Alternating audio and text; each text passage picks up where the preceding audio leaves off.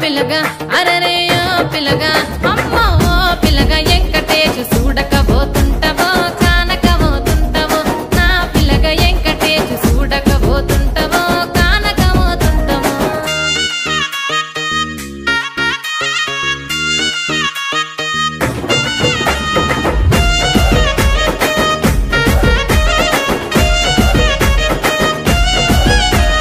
మన ఊరిలో నన్ను మించే అందమెవరికున్నదో